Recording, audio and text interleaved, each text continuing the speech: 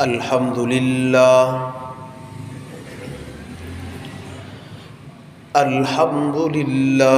وحده والصلاة والسلام على من لا نبي بعده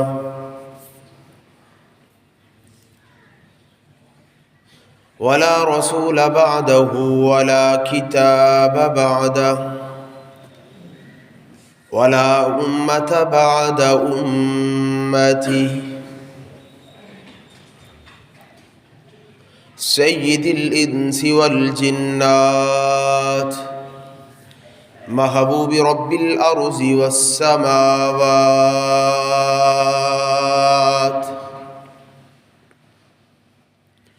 الذي اسمه مكتوب في الإنجيل والتوراة أرسله الله تعالى بالحق بشيرا ونذيرا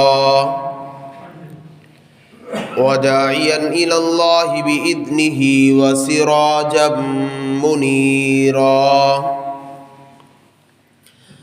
أما بعد فأعوذ بالله من الشيطان الرجيم بسم الله الرحمن الرحيم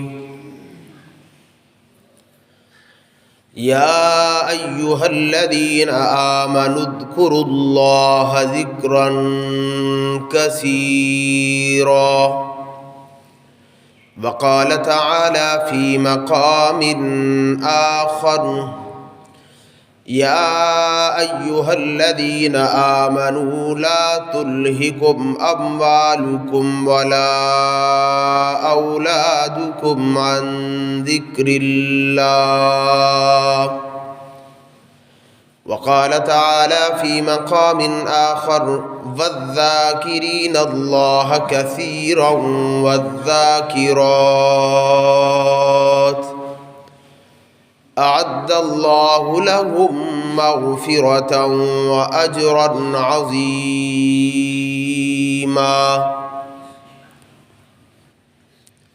صدق الله مولانا العظيم وصدق رسوله النبي الأمين الكريم ونحن على ذلك لمن الشاهدين والشاكرين والحمد لله رب العالمين اللهم صل على محمد وعلى آل محمد كما صليت على إبراهيم وعلى آل إبراهيم إنك حميد مجيد اللهم بارك على محمد وعلى آل محمد كما باركت على إبراهيم وعلى آل إبراهيم إنك حميد مجيد میرا واجب الاحترام معزز سامعین گرامی، گزشتہ جمعے کو میں نے ایک عنوان شروع کیا تھا، مسنون دعاؤں کی اہمیت، برکات و فوائد۔ گزشتہ جمعے میں نے عرض کیا، سو کر اٹھنے کی دعا، پھر واش روم آنے جانے کی دعا، پھر وضو کی دعا، وضو کے درمیان کی دعا، اس کے کیا فوائد اور برکات ہیں۔ جب انسان وضو مکمل کر لیتا ہے تو اس کے بعد بھی شریعت نے ایک دعا سکھلائی اور بتلائی ہے، اشہد ان لا الہ الا اللہ وحدہ لا شریک لہ واشہد ان محمدا عبدہ ورسولہ۔ اس میں بندہ اللہ کے توحید کی گواہی دے رہا ہے اور رسول اکرم صلی اللہ علیہ وسلم کی نبوت اور رسالت کی گواہی دے رہا ہے۔ پھر پڑھتا ہے بندہ اللہم اجعلنی من التوابین واجعلنی من المتطہرین۔ دو جملے اور بہت ہی مبارک جملے۔ وضو کر رہا تھا تو بسم اللہ شروع کی، پھر درمیان میں جب دعا پڑھی تو تین جملے بہت ہی اہم تھے۔ اغفر لی ذنبی ووسع لی فی داری وبارک لی فی رزقی. بخشش مانگ رہا تھا وہاں بھی، وضو کے بعد پھر بھی وہی اللہم اجعلنی من التوابین، اے اللہ مجھے ان لوگوں میں سے بنا دیجئے، کر دیجئے جو توبہ کرنے والے، آپ کی طرف رجوع کرنے والے. واجعلنی من المتطہرین، اور مجھے پاک صاف رہنے والے لوگوں میں سے بنا دیجئے. توابین مطلب کیا ہے کہ اے اللہ صغیرہ گناہ تو میرے وضو کرتے ہی اعضاء سے دھل گئے، میرے کبیرہ گناہوں کو بھی معاف فرما دے. اور دوسرا یہ بھی مطلب اس جملے کا ہے اللہم اجعلنی من التوابین، اے اللہ میں نے گناہوں سے معافی اور توبہ تو مانگ لی، چھوٹے گناہ ویسے دھل گئے، بڑوں سے بھی میں نے معافی مانگی، توبہ کی، لیکن یا اللہ پھر بھی میں انسان ہوں، ہو سکتا ہے کہیں پھر پھسل جاؤں، اس لیے مجھے ان لوگوں میں سے بنا دیجئے جو توبہ کرنے والے، کہ مجھے توبہ کی توفیق دے دیجئے کہ میں دوبارہ اگر پھسل جاؤں تو میں توبہ کرتا رہوں. اور جملہ کا یہ مطلب بھی ہے، تواب کا معنی ہوتا ہے رجوع کرنے والا، لوٹنے کی جگہ. اے اللہ مجھے اپنی طرف رجوع کرنے والا بنا دے، زندگی کے ہر موڑ پر ہر وقت میرا آپ کے ساتھ تعلق رہے، رابطہ رہے، میرا آپ کے ساتھ رجوع رہے. اور ساتھ فرمایا وجعلنی من المتطہرین، یہ پھر وہی جملہ دہرایا، اے اللہ ظاہری گناہوں کو بھی معاف فرما دیجئے اور باطنی گناہوں کو بھی. پھر پڑھ رہا ہے بندہ سبحانک اللہم وبحمدک اشہد ان لا الہ الا انت استغفرک واتوب الیک. یہاں پھر معافی مانگ رہا. کیا ہی مبارک دعائیں میرے اور آپ کے آقا علیہ السلام نے دی.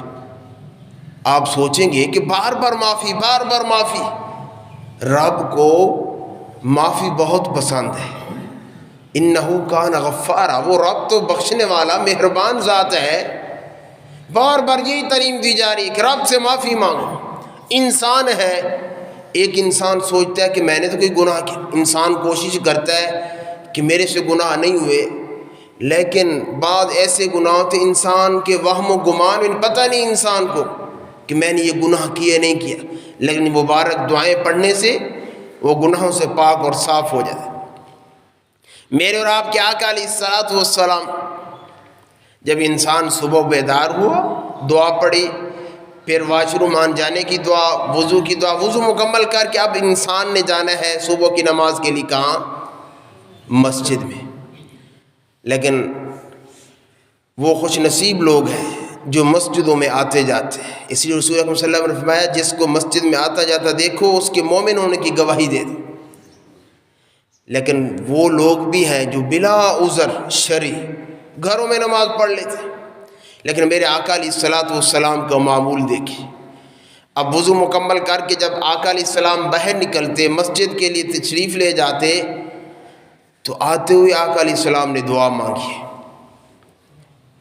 میں اور آپ آتے ہیں، کسی کے ساتھ گپ شپ کریں گے، آتے جاتے دیکھیں گے کیا ہو رہا ہے کیا نہیں ہو رہا. لیکن آقا علیہ السلام صبح کی نماز کے جب گھر سے نکلے تو پڑھتے سے اللہم اجعل فی قلبی نورا وفی بصری نورا وفی سمعی نورا وعن یمینی نورا وعن یساری نورا وفوقی نورا وتحتی نورا وامامی نورا وخلفی نورا واجعل لی نورا واعظم لی نورا اللہم اعطنی نورا. یہ مبارک دعا میرے اور آپ کے آقا علیہ السلام نے سکھائی کہ جب صبح کا مسجد کی طرف تشریف لے جائیں تو یہ دعا پڑھیں. اور کیا ہی مبارک دعا ہے، اے اللہ میرے دل میں نور پیدا فرما دیجیے، میرے آنکھ میں نور، میرے کان میں نور، میرے دائیں نور، بائیں نور، آگے پیچھے اوپر نیچے نور. واجعل لی نور، اے اللہ میرے لیے نور پیدا فرما دے اور میرے نور کو بڑھا دیجیے. اللہم آتنی نورا، اے اللہ مجھے نور عطا فرما دیجیے، مجھے سراپا نور بنا دیجیے. کتنی مبارک دعا ہے. پہلے تو ہم کوشش کریں سیکھیں. عربی زبان کی اپنی الفاظ کی برکت ہے، کیونکہ رسول اکرم صلی اللہ علیہ وسلم کی زبان نبوت سے الفاظ نکلے ہیں. نہیں جب تک یاد نہیں تو اردو میں آپ دعا مانگ سکتے ہیں۔ پہلا جملہ فرمایا اللہ میرے دل میں نور پیدا فرمائی۔ نور ہر چیز کا علیحدہ علیحدہ ہوتا ہے، بلب اور چراغ کا نور ہے روشنی، آنکھ کا نور ہے بینائی دیکھنا، لیکن یہاں جو دل کا نور کہا گیا کہ اللہ دل میں نور پیدا فرما، مطلب یہ اے اللہ میرے دل میں ایسے خیالات آئیں جو منور ہوں، میرے دل میں ایسے ارادے پیدا ہوں جو نور والے ہوں، جو اللہ کی مرضی کے مطابق ہوں، میرے دل میں وہ نور پیدا فرما دے۔ میرے دل سے نفاق کو دور کر دیجئے، حسد کو دور کر دیجئے، خود غرضی، حب جاہ، حب مال، جتنی بھی روحانی بیماریاں اور گناہ ہیں وہ میرے دل سے نکال دیجئے۔ اے اللہ میرے دل میں اپنی محبت، اپنے رسول کی محبت، مسلمان کی محبت پیدا فرما دی۔ پھر فرمایا وفی بصری نورا، اے اللہ میری آنکھ میں نور پیدا فرما دیجیے۔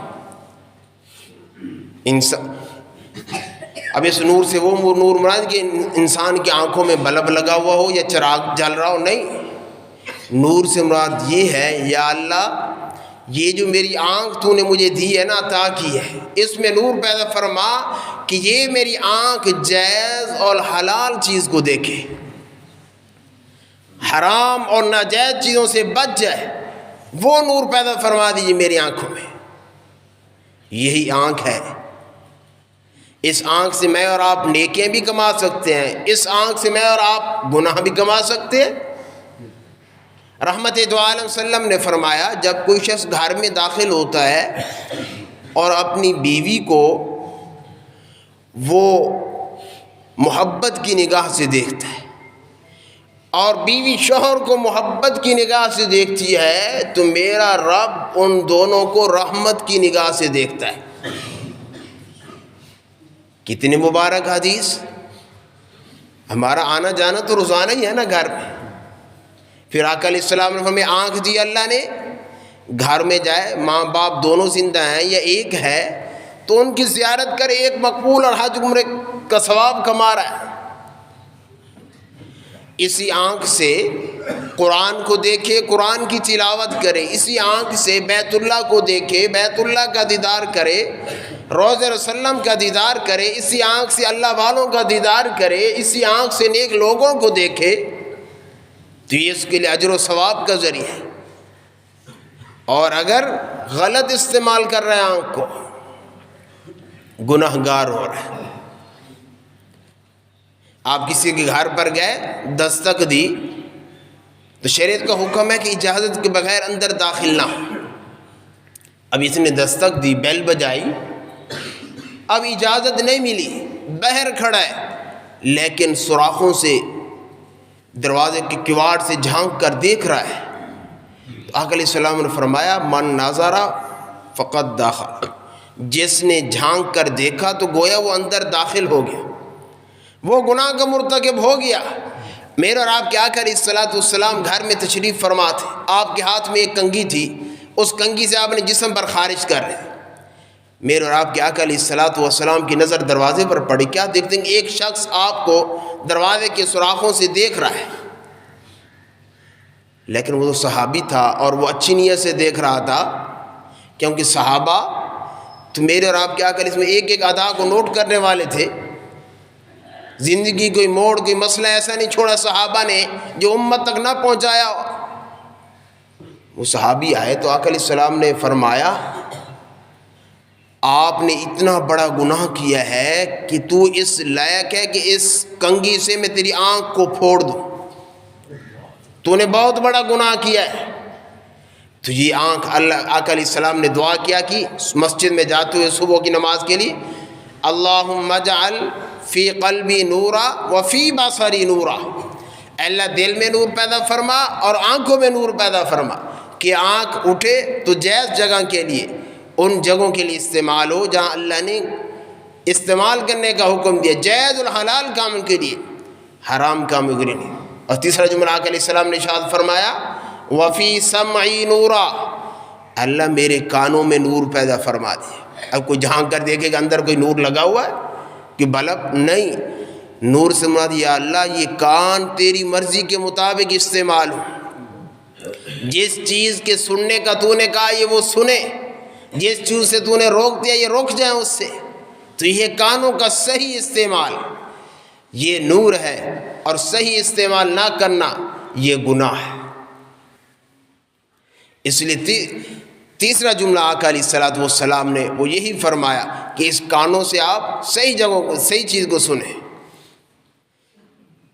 آقا علیہ الصلوۃ والسلام نے فرمایا کوئی شخص علم کی طلب میں نکلتا ہے، دین کی بات سننے کے لیے نکلتا ہے، من سالک طریقا یلتمس فیہ علما سہل اللہ لہ طریقا الی الجنہ، جو شخص کسی علم کے راستے پر چلا علم کو تلاش کرنے کے لیے، دین کی بات سننے کے لیے، اللہ تعالیٰ اس کے لیے جنت کا راستہ آسان فرما دے۔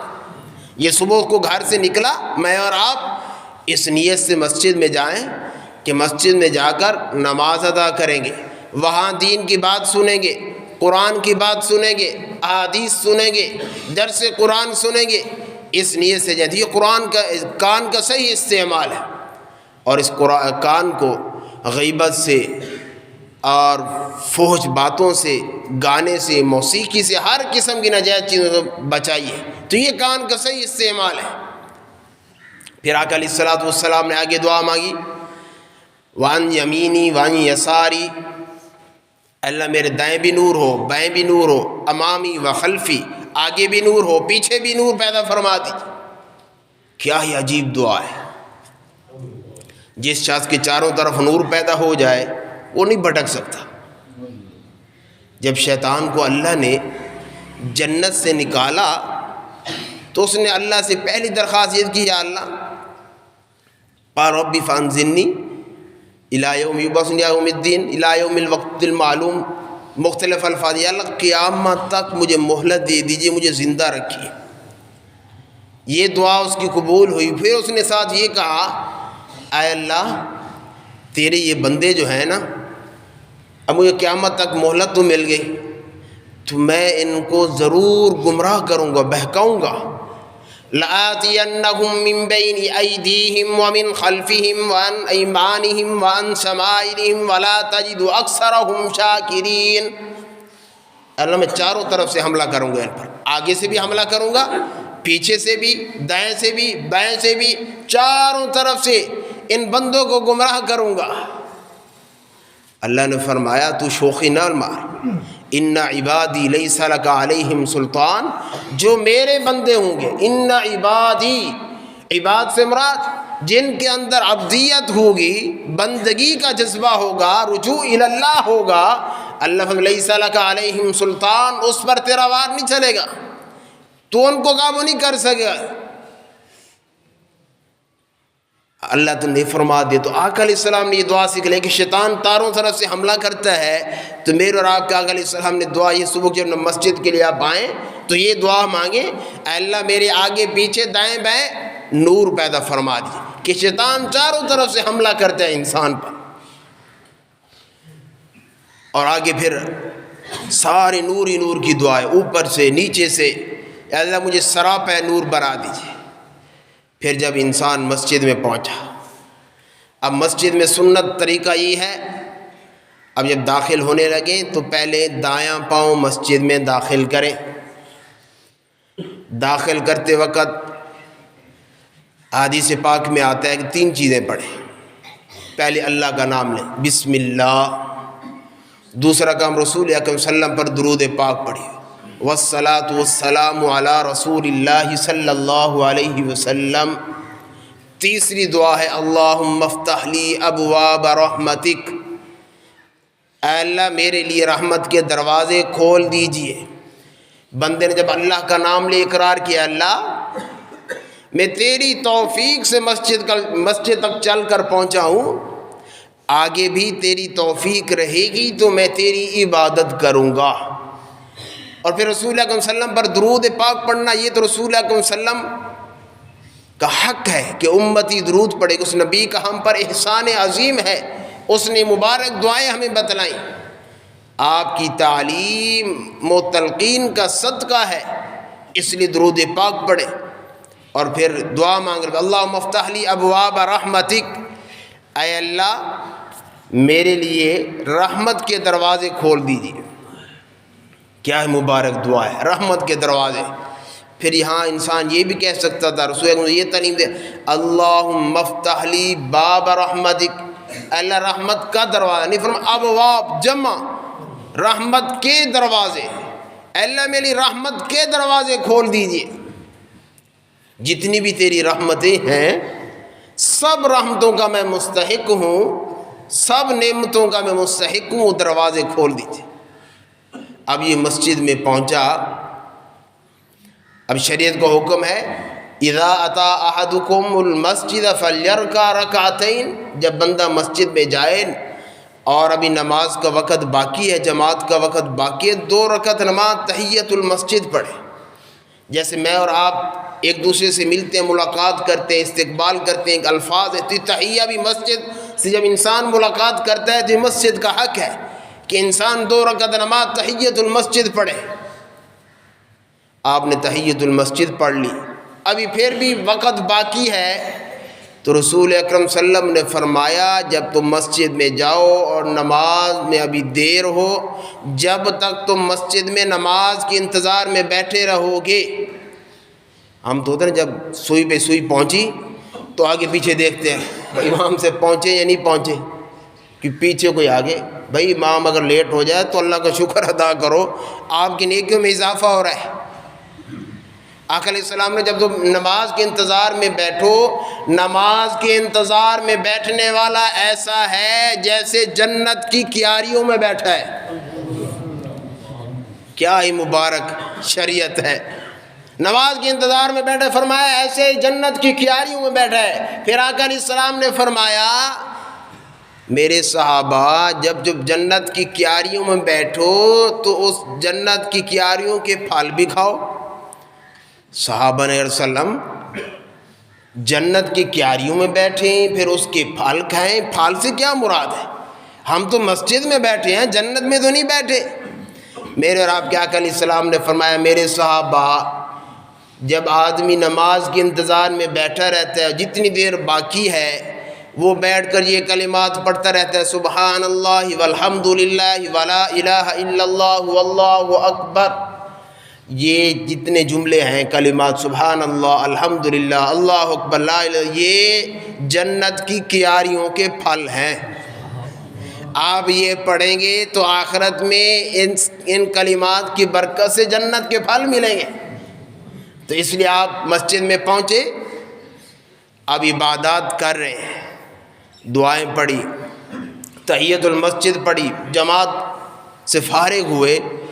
اب جب فارغ ہو کر اب آدمی نے باہر نکلنا ہے مسجد سے، پھر شریعت نے دعا بتلائی کہ بائیں پاؤں باہر نکالیں اور کون سی دعا پڑھیں، بسم اللہ بھی، درود پاک بھی اور دعا، بسم اللہ والصلاۃ والسلام علی رسول اللہ صلی اللہ علیہ وسلم، اللہم انی اسألک من فضلک، اے اللہ میں آپ سے آپ کے فضل کا سوال کرتا ہوں۔ علماء نے عجیب بات لکھی، جب بندہ مسجد میں داخل ہو رہا تھا تو اللہ سے رحمت مانگ رہا تھا کہ اللہ میری رحمت کے دروازے کھول دیجیے، اور جب مسجد سے باہر نکل رب سے مانگ رہے اللہ میں آپ سے آپ کا فضل مانگتا ہوں۔ علماء فرماتے ہیں رحمت سے مراد دین کی ساری نعمتیں، مثلا یا اللہ مجھے عبادت کی توفیق مل جائے، اخلاص مل جائے، رسول اکرم صلی اللہ علیہ وسلم کی شریعت کے مطابق میں زندگی گزار لوں، تو یہ مسجد میں داخل ہوا یا اللہ افتح لی ابواب رحمتک، رحمت کے دروازے کھولیں، دین کے جتنے بھی دروازے ہیں ساری کی ساری نعمتیں میرے لیے ان کے دروازے کھولیں۔ جب باہر نکل رہا ہے فضل سے مراد ہے دنیا کی ساری نعمتیں۔ اب انسان باہر نکلا تو اس نے کیا کرنا ہے، جا کر باہر اس نے اپنے روزگار کے لیے جانا ہے، کاروبار کرنا ہے، تجارت میں، زراعت میں، کھیتی باڑی میں چلا جائے گا، تو اب یہ سوال کرے اللہ میں آپ سے آپ کا فضل مانگتا ہوں۔ فضل کیا ہے اللہ، مجھے رزق حلال دے، تاجر ہے تو اللہ مجھے ایسی تجارت دے کہ اس میں کامیابی ہے، ملازم ہے تو اللہ تنخواہ میں برکت دے دے، جس پیشے سے بھی تعلق رکھنے والا ہے رب کا فضل مانگ رہا ہے۔ سورۃ الجمعہ میں دوسرے رکوع میں اللہ نے فرمایا فَإِذَا قُضِيَتِ الصَّلَاةُ، شروع میں فرمایا یا ایھا الذین آمنوا اذا نودی للصلاۃ، اے ایمان والو جب تمہیں جمعے کے لیے پکارا جائے، نودیا، پکارنے سے مراد اعلان نہیں، یہی اذان ہے، تمہیں یوم الجمعہ فاسعوا الی ذکر اللہ، تو اللہ کے ذکر کی طرف دوڑ پڑو نماز جمعہ ادا کرنے کے لیے۔ وذروا البیع، خرید و فروخت، دنیا کے جتنے بھی دھندے کام کاج سب چھوڑ دو، ذالکم خیر لکم ان کنتم تعلمون، یہ تمہارے لیے بہتر ہے۔ آگے فاذا قضیت الصلاۃ، اب نماز جمعہ مکمل ہو گئی، پڑھ لی، اللہ فرماتے ہیں فانتشروا فی الارض، اب زمین میں پھیل جاؤ، وابتغوا من فضل اللہ، اللہ کے فضل کی تلاش کرو۔ تو فضل سے مراد ہے دنیا کی ساری نعمتیں، صحت ہے، رزق ہے، جو بھی نعمتیں ہیں، گھر کی خوشحالی ہے، جتنی بھی نعمتیں ہیں، یہ بندہ مانگ رہا رب سے، اے اللہ اب میں آپ سے آپ کا فضل مانگتا ہوں۔ رحمت دو عالم صلی اللہ علیہ وسلم صبح کی نماز کے لیے جب آتے تو وہ دعا پڑھتے ہیں، پھر مسجد میں بیٹھ جاتے نماز۔ اب کوئی بندہ بیٹھ جائے، سورج طلوع ہونے کا انتظار کرے، پھر 2 نفل اشراق کے پڑھے، تو حج عمرے کا ثواب کما رہے ہیں، مقبول حج عمرہ۔ آقا علیہ السلام مقبول حج عمرہ، میں اور آپ حج عمرے پہ گئے، پتہ نہیں قبول ہوا یا نہ ہوا، ہم تو اللہ کے امید پہ چھوڑ کے نا، اللہ قبول کرے گا، لیکن یہاں آقا علیہ السلام فرما رہے ہیں فجر کی نماز پڑھی، جہاں پڑھی وہیں بیٹھا رہا، پھر اس نے اشراق کے 2 نوافل پڑھے، حج عمرے کا ثواب مل گیا، مقبول حج عمرے کا۔ پھر جب سورج نکلتا تو میرے اور آپ کے آقا علیہ السلام پھر یہ دعا پڑھتے، الحمدللہ الذی اقالنا یومنا ھذا ولم یہلکنا بذنوبنا، تمام تعریفیں اس رب کے لیے ہیں جس نے ہمیں ہمارا یہ دن واپس لوٹا دیا، ولم یہلکنا بذنوبنا، اور ہمارے گناہوں کی وجہ سے، کرتوتوں کی وجہ سے اس رب نے ہمیں تباہ و برباد نہیں کیا، ہلاک نہیں کیا۔ کتنی مبارک دعا۔ جب انسان سوتا ہے رات کو، اللہ فرماتا ہے اللہ یتوفی الانفس حین موتہا، سویا ہوا انسان ایسے گویا کہ مر گیا، سویا ہوا انسان مرنے والا برابر۔ تو انسان جب بیدار ہوا اور پھر سورج نکلا تو یہ دعا مانگی، یا اللہ اگر میں جیسے سویا ہوا تھا تو کتنے لوگ ایسے ہیں کہ رات کو سوئے، صبح اٹھنا نصیب نہیں ہوا، قبر میں چلے گئے۔ اے اللہ تیری تعریف، تیرا شکر ہے کہ تو نے ہمارا یہ دن رات کے بعد دوبارہ لوٹا دیا، اور ساتھ کیا ولم یہلکنا بذنوبنا، اے اللہ جس طرح گزشتہ قومیں اپنے گناہوں کی بدولت تباہ و برباد ہو گئی، ہلاک ہو گئیں، ہمارے گناہ ان سے کم نہیں۔ دیکھیں ہم اپنے معاشرے میں گزشتہ امتوں نے جتنے بھی گناہ کیے، وہ امت سب گناہوں میں ملوث ہے، لیکن پھر کیا کرے انسان، ولم یہلکنا بذنوب، اے اللہ ہمارے جیسے گناہ تھے نا، کرتوت تھے، اگر تو ہمیں ہلاک کر دے تو ہم اس لائق تھے، لیکن یا اللہ تیری تعریف، تیرا شکر ہے کہ تو نے ہمارے گناہوں کی طرف نہیں دیکھا، اپنی رحمت کی طرف دیکھتے ہوئے ہمیں ہمارا دن واپس لوٹا دیا، ہمیں ہلاک نہیں کیا۔ تو یہ مبارک دعائیں میرے بھائیو، دوستو، بزرگوں، کہ ہم ان کو سیکھیں۔